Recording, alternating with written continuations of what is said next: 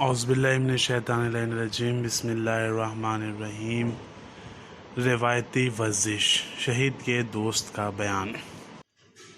High school में पढ़ाई शुरू करते ही इब्राहिम ने रिवायती वर्जिश शुरू कर दी और रात को वो हाजी हुसैन पहलवान क्लब में जाने लगा।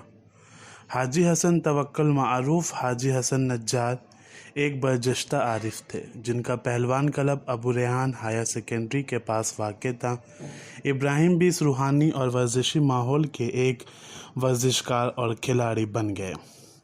हाजी हसन वर्जिश का आगाज़ कुरान मजीद के चंद आयतों की तिलावत से करते थे और फिर एक हदीस बयान करते और उसका तर्जुमा करते थे।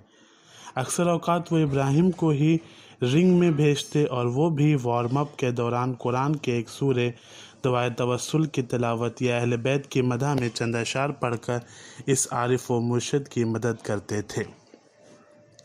इस क्लब की एक अहम खुसूसियत ये थी कि जब कभी वर्जिश के दौरान मगरिब की अज़ान हो जाती तो सब लोग वर्जिश को छोड़कर क्लब के बीचों बीच खड़े होकर हाजी हसन की इमामत में नमाज जमात कायम करते और इस तरह इनकलाब से पहले के इस आशुफ्ता माहौल में हाजी हसन जवानों को वर्जिश के साथ साथ ईमान और अखलाक का सबक भी सिखाया करते थे। मुझे अच्छी तरह याद है कि एक बार हम सब लोग वर्जिश ख़त्म करके अपना लिबास वगैरह बदलने और एक दूसरे की खुदा हाफिज़ी में मसरूफ़ थे कि इतने में एक परेशान हाल और घबराया हुआ आदमी कि जिसके बगल में एक छोटा सा बच्चा भी था दाखिल हुआ और थरथराती आवाज़ में बोला, हाजी हसन साहब मेरी मदद कीजिए, मेरा बच्चा बीमार है, डॉक्टरों ने भी इसे जवाब कर दिया है, ये मर रहा है, तुझे खुदा का वास्ता इसके लिए दुआ कीजिए खुदारा। और इसके बाद ज़ारो कतार रोना शुरू कर दिया। इब्राहिम ने सब दोस्तों को मुखातिब करके कहा, अपना लिबास बदलो और रिंग में उतर जाओ, और ख़ुद भी रिंग के बीचों बीच आकर दुआए तवस्सुल शुरू कर दी। इब्राहिम ने वर्जिश के एक पूरे राउंड में दूसरे दोस्तों के हमरा दुआ पढ़ी और फिर समी में दिल से गिड़गिड़ा कर उस बच्चे के लिए दुआ की। वो शख्स भी अपने बच्चे के साथ एक कोने में बैठा हुआ रो रहा था। इस वाक़े के 2 हफ्ते बाद हाजी हसन ने वर्जिश के बाद कहा, दोस्तों जुमा के दिन दोपहर को सब लोगों की दावत है। हमने बड़े ताज्जुब से पूछा, कहाँ?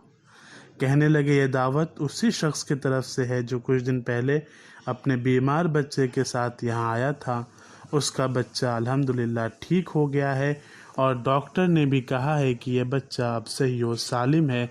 इसी खुशी में उसने हम लोगों के दोपहर में दावत की है। मैंने पलट कर इब्राहिम की तरफ देखा। ऐसा लग रहा था जैसे उसने कुछ सुना ही ना हो और वो बाहर निकल रहा था, लेकिन मुझे इस बात में कोई शक नहीं था कि यह उस दुआए तवस्सुल का असर है जो इब्राहिम ने बड़े जोश व वलवले और पुरखुलूस अंदाज में पढ़ी थी। मैं अक्सर इब्राहिम को ऐसे जवानों के साथ देखता था जिनकी न ज़ाहिरी शक्ल व सूरत मजहबी होती थी और ना ही वो लोग दीनी मसाइल की तलाश में रहते थे। वो उन्हें पहले वर्जिश की तरफ खींच लाता और फिर आहिस्ता आहिस्ता मस्जिद और आज़ादारी कमेटी की तरफ भी जज्ब कर देता था। उनमें से एक जवान सबसे बुरा था जो हमेशा अपने शराब पीने और बुरे कामों की दास्तानें सुनाता रहता था। उसे न दीन की कोई खबर थी और न ही नमाज और रोज़े की। उसके नज़दीक किसी भी चीज़ की कोई अहमियत नहीं थी, यहाँ तक कि वो कहता था कि ज़िंदगी में आज तक मैं किसी भी मजहबी इज्तिमा या आज़ादारी में नहीं गया हूँ। एक दिन मैंने इब्राहिम से कहा, इब्राहिम साहब ये तुम किन लोगों के साथ दोस्ती किए हुए हो? उसने बड़े ताज्जुब से पूछा, क्यों, क्या हुआ? मैंने कहा, कल रात को ये लड़का आपके पीछे पीछे मजलिस आज़ादारी में दाखिल हुआ और आकर मेरे पास बैठ गया। मौलाना साहब मजलिस पढ़ रहे थे और इमाम हुसैन की मजलूमियत और यजीद के बुरे करतूत के बारे में बोल रहे थे। ये लड़का भी घूर घूर के बड़े गुस्से में सुन रहा था। जब लाइटें बुझाई गईं तो आंसू के बजाय मुसलसल तौर पर ये यजीद को गालियां दे रहा था। इब्राहिम गौर से मेरी बातें सुन रहा था और अचानक ज़ोर ज़ोर से हंसने लगा और फिर कहने लगा, कोई बात नहीं, ये लड़का आज तक किसी मजलिस में गया ही नहीं है और कभी रोया भी नहीं है। तुम मुतमईन रहो, ज्यों ही ये इमाम हुसैन को चाहने लगेगा तो ज़रूर बदल जाएगा। हम लोग भी अगर ऐसे लड़कों को मजहबी बना सकें तो गोया बहुत बड़ा हुनर किया। इब्राहिम के साथ इस लड़के की दोस्ती इतनी गहरी हुई कि उसने सारे बुरे कामों को छोड़ दिया और वो एक अच्छा वर्जिशकार बन गया। इसके कुछ महीने बाद नौरोज़ के अय्याम में उस लड़के ने मिठाई ख़रीदी और दोस्तों में बांटने के बाद कहने लगा, दोस्तों, मैं आप सभी लोगों का मक़रूज़ हूँ और ख़ास तौर पर इब्राहिम साहब का। मैं खुदा का शुक्र बजा लाता हूँ कि जिसने मुझे तुम लोगों से आशना कराया।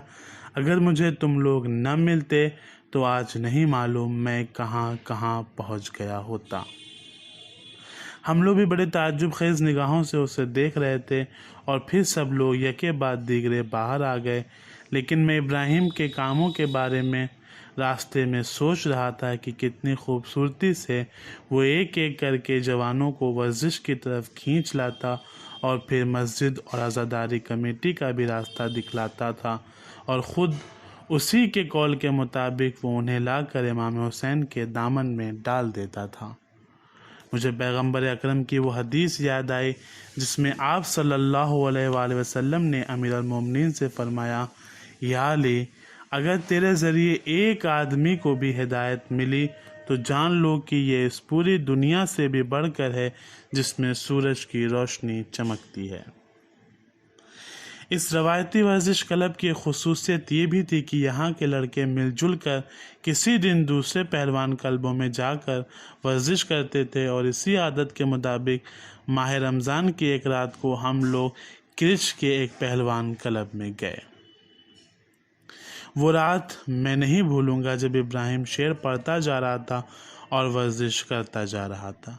काफ़ी तवील मुद्दत से वो रंगले किनारे पहलवानी दंड करने में मशगूल था।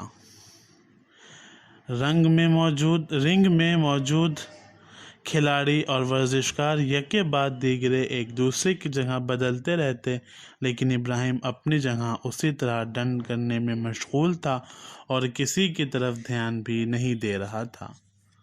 एक बूढ़ा शख्स ज़ाहिरन क्लब का मालिक चबूतरे की ऊंचाई पर बैठा जवानों का तमाशा देख रहा था। मेरे पास आकर इब्राहिम की तरफ इशारा कर बड़े गुस्से में कहा, जनाब, ये जवान कौन है? मैंने ताज्जुब से कहा, क्यों, क्या बात है? उसने कहा, जब मैं क्लब में दाखिल हुआ तो ये उस वक्त भी दंड कर रहा था और मैंने तस्बीह से उसके दंड गिनने शुरू किए। अभी तक उसने पूरे 7 तस्बीह दंड किए हैं, यानी 700 मरतबा। तुझे खुदा का वास्ता उसे रोको, वरना अभी उसकी हालत ख़राब हो जाएगी। वर्जिश ख़त्म हुई तो इब्राहिम को थकन का ज़र्रा बराबर एहसास नहीं था, जैसे कि वो 4 घंटे से दंड कर ही नहीं रहा था। अलबत्ता इब्राहिम ये सब काम अपने रूहानी और जिस्मानी तौर पर मजबूत बनने के लिए कर रहा था और हमेशा ये कहता था कि खुदा और उसके बंदों की खिदमत के लिए एक मजबूत जिस्म की ज़रूरत है। वो मुसलसल ये दुआ करता रहता था कि खुदाया मेरे जिस्म को अपनी खिदमत के लिए कवी बना दे। इब्राहिम ने उन्हीं दिनों एक नहायत संगे गज़, फ़ारसी में इसको मेलो संग कहा जाता है, जो आमतौर पर कश्ती जैसी रवायती वर्जिशों में प्रैक्टिस के लिए इस्तेमाल होता है। कुश्ती जैसी रवायती वर्जिशों में प्रैक्टिस के लिए इस्तेमाल होता है। इब्राहिम ने उन्हीं दिनों एक नहायत संगे गर्स अपने लिए ख़रीदा था, जिसके चर्चे हर तरफ हो रहे थे और वो बदनाम हो चुका था। लेकिन थोड़े अरसे के बाद फिर उसने जवानों के सामने ऐसा काम करना छोड़ दिया।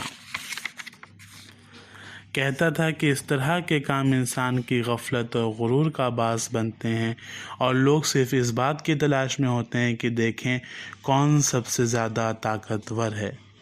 मैं अगर दूसरों के सामने भारी वर्जिश के जौहर दिखाऊं तो उससे मेरे वर्जिशकार साथियों की हौसला शिकनी होगी।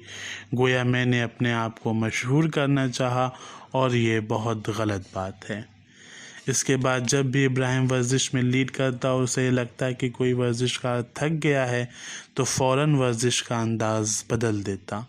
لیکن ابراہیم کے مضبوط بدن نے ایک بار اپنی طاقت کے جوہر دکھائے۔ یہ وہ وقت تھا جب عالمی کشتی چیمپئن سید حسین تہامی، جو حاجی حسین صاحب کے عقیدت مند بھی تھے، پہلوان کلب میں آئے اور جوانوں کے ساتھ ورزش کرنے لگے۔